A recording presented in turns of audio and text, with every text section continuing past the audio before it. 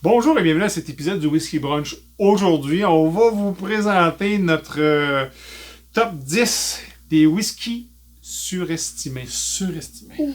Slamjammer!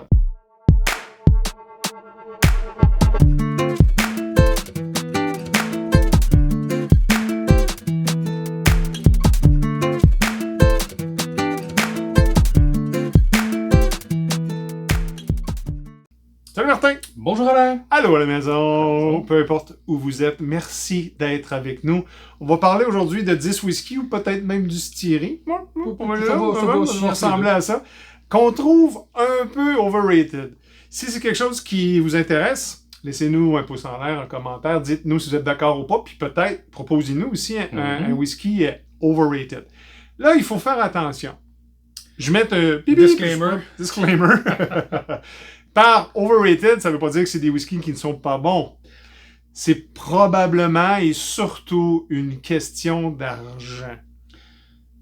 Oui, je vais dire ça. Je paye trop cher. Je paye trop cher pour l'acquérir. Pour la qualité. Ouais, la qualité. Et c'est évidemment les opinions du Whisky Brunch. Alors, prenez-les pas personnels, ceux qui retrouveront leur whisky préféré là-dedans. Nous, on le fait parce qu'on le dit. Puis ça, par contre, on n'a pas gêné de le dire puis de le faire. Puis on a même ces bouteilles-là. Mais à un moment donné, on se dit, un peu là. Oui, c'est ça. Puis je veux clarifier. Toutes les whiskies, je pense qu'on a nommé là, on les a goûtés. On a eu ces bouteilles-là. Oui. À l'exception de un que j'ai pas la bouteille, mais j'ai goûté. Mais oui. Puis oui, j'ai pas le choix de le Absolument. dire. Puis c'est pas un top 10 dans le sens de 10 à 1, mais on en a chacun 5. On se parlait un petit peu avant pour pas qu'on ait les mêmes, parce qu'on veut vraiment vous en donner 10, puis on va vous dire pourquoi. Tu veux que je parte ou tu y vas, Martin?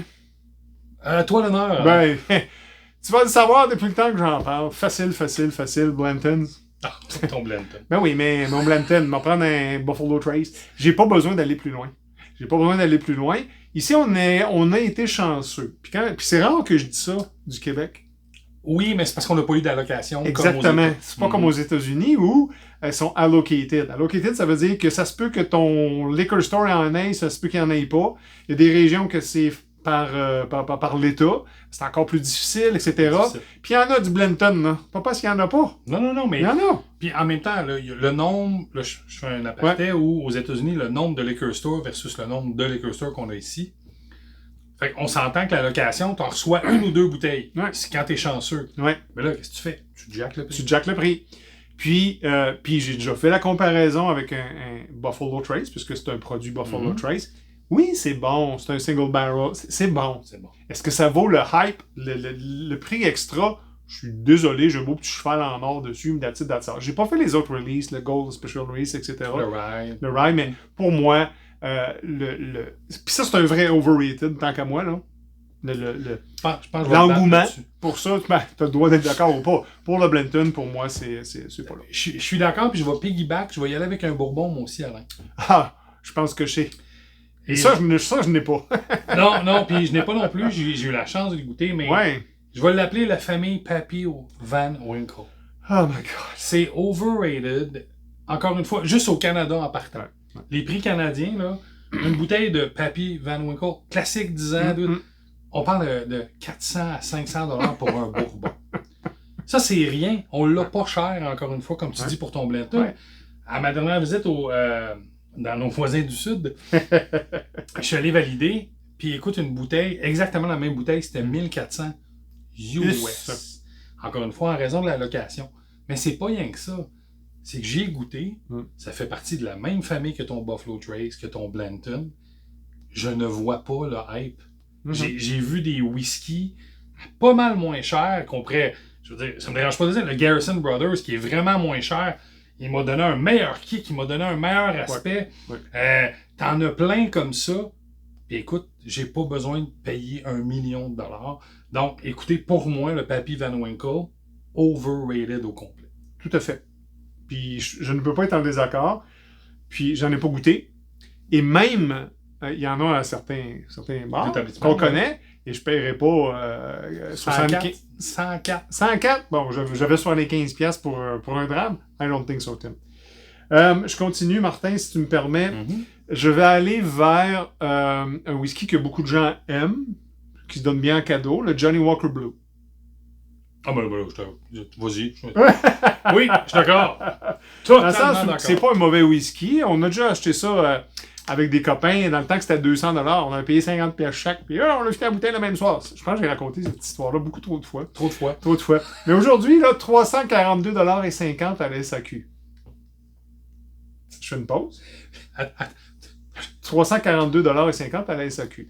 J'aimerais rajouter. Ouais. Ça, c'est la version de bar. Oui. Parce que là, oui. Il y a le Chinese Year, que tu vas payer un autre 100$ de plus. Il y a le Unami ou Umami, la saveur japonaise. Ouais. Autour de près de 600$. Et si vous avez suivi l'actualité, une nouvelle bouteille. Une nouvelle bouteille qui est la plus légère en verre de... Ça a l'air d'une bouteille de poire, c'est pas beau pas en tout. Mais là, on va charger encore plus cher, c'est un limited edition. C'est clair, et puis t'as le blend dedans. Mais c'est pas un mauvais whisky. Non. Mais je suis pas amateur, puis je paierai certainement pas ce prix-là. Non. Numéro 4, Martin. Écoutez, je me ferai vraiment pas d'amis. Non, vas-y. Vous connaissez la distillerie Killoman? Killoman. Écoutez, et je suis d'accord. Ouais, puis je parle en particulier du 16 ans, qui est un beau whisky, qui est très bon. Dans notre marché, la Société des alcools, on nous charge 446$. Mais en même temps, je fais un bémol. Killoman ont des bons produits, mais n'importe quel cask finish qu'on a ici, c'est toujours autour de 170 à 190. Le Saturne. Le Saturne, il y avait une faute dessus en plus. Écoutez, 170$, puis c'est un bon whisky, mais je ne crois pas que ça vaut la valeur. C'est très personnel, oui, je comprends. Ça, t'as raison, il y a beaucoup d'amateurs de Killoman. Moi, j'en suis pas un. C'est rien qui me fera payer ça. J'en ai un. J'ai le Match RB. Bon, ça va. Je pense que... OK. J'aime beaucoup les Islay, là, les 100% Islay. Les 100% Celui-là, il est pas si mal, mais il est pas trop cher. Le Saneg, il est pas si pire non plus. Mais le Longmorn, mais c'est 200-300. C'est ça, les grosses séries sont pas abordables dans notre marché. C'est pour ça que pour moi, c'est overrated pour la qualité du whisky. Je ne peux pas te contredire. Je reste sur Islay. Oh, juste à voir. Octomore. OK. Octomore, ce sont d'excellents whiskies, des ppm, des finishes 0.1, il y a un profil 0.2, il y a un profil 0.3. Oui, les bouteilles sont très belles. L'édition, mais des prix de fou. Encore des prix de fou, puis ici, on les a en loterie. En plus. Whoopie! Sinon, il faut les faire venir de quelque part d'autre. Et là, tu te dois de payer la taxe supplémentaire. Une fois, deux fois, trois fois. Puis, on y a regoûté, je sais pas si tu te souviens, Martin, on a, avant de faire une capsule, je t'ai dit, tiens, je te sers de mon 14.1, je sais pas si tu te souviens. Je me rappelle, on avait des en jasant. Ouais. C'est pas mauvais. Puis j'étais super content d'avoir un loterie, je vais l'ouvrir, je vais y goûter. C'est pas que c'est mauvais, c'est un profil particulier. Particulier? Pardonnez-moi. Toi, le whisky particulier. Ça va chercher je pense, un type d'amateur précis. Ouais. Mais encore là, je pense qu'on l'a dit à plusieurs reprises. Moi, je vais aller chercher un Port Charlotte. Un Port Charlotte avec Repeated, la nouvelle série avec les casques finish de Sauterne, de Pomerol. OK, c'est quand même 100 quelques dollars, mais c'est pas 200, 300 dollars, ça n'a aucun sens. Fait que pour moi, les Octomore, c'est aussi un peu des whisky overrated. Mon prochain? Ouais. Quelqu'un qui m'aimera pas du tout. Ah bon. Mais je me lance pareil. Vas-y, go. Hey, je pense qu'on se fait pas d'amis aujourd'hui. Tu sais comment je suis un amateur de japonais? De quoi tu vas? C'est que t'es pas drôle. Ouais, je sais où tu vas. Le Hibiki Harmony. Ça reste un blended. Il est bon. Mais il est rendu 170$ la bouteille. 190 aujourd'hui. Le 190 aujourd'hui, ça n'a plus de bon sens. Je veux dire, comment je peux dire ça, là? Je vais m'acheter une bouteille de Nika from the Barrel à 70$. Oui. Je vais avoir le même kick. 702. Puis je vais en acheter deux, j'en ai plus. C'est pas que c'est un mauvais whisky, mais encore une fois, pour la qualité qu'on m'offre. Puis encore pire, quand vous regardez, Hibiki avant le Harmony faisait, je pense, c'était un 10 ou un 12, je vais de mémoire, là. Mais tabarouette, tu payais 80$ la bouteille. Voilà. Il était meilleur que le Harmony. C'est fâchant, c'est frustrant. Pour moi, tu tombes dans l'overrated. Et pourquoi? Japonais. Aucune raison. Et aucune raison. Simplement parce que les amateurs ont fait on monte le prix. Ouais, ça, ils l'ont fait avec la prochaine distillerie dont je te parle. Ah ouais, vas-y donc. Ben oui. Moi, j'étais jadis naguère autrefois, au début de mon périple whiskesque, on n'a pas fait de esque encore. Je sais où tu t'en vas. On commence à se dire, oh, moi, c'est cool, j'ai un beau 12 ans Macallan. Tu sais, Macallan, c'était encore là. Mais. Le Macallanès, c'est encore là. C'est débile mental. C'est fou. C'est débile mental, les prix, parce que ils ont vraiment exporté ça au Japon, parce qu'il y avait beaucoup de gens qui avaient beaucoup de sous, puis en Espagne. Là, je te parle de quand même quelques années. Mais ça a changé le profil. Ils ont abandonné aussi les age statements, ils sont revenus un petit peu, etc. Moi, Macallan, c'est overrated. T'as des bons Speyside, du Glenfarclas, du Tamdhu, que tu vas payer beaucoup moins cher, puis qui ont le même type de profil. Je m'excuse, Macallan, mais il y a des gens qui l'achètent. Il y a des gens qui achètent que ça. Je connais. Le 12 ans est rendu quoi? Proche 200? Trop cher. Trop cher. Qu'importe, je vais te le dire, le temps que tu fouilles ça, je vais aller voir. Mais ça n'a aucun sens. Puis le dernier que j'ai acheté, c'est le Quest. Puis je pense que j'en ai parlé dans les Worst Ever. Il est là-dedans. Ben non, là, je veux dire, j'irai pas là. T'sais, même si j'ai goûté un excellent numéro 5, mais au prix qu'il est rendu, et il n'est même pas disponible sur Second Market. Fait que j'irai pas là.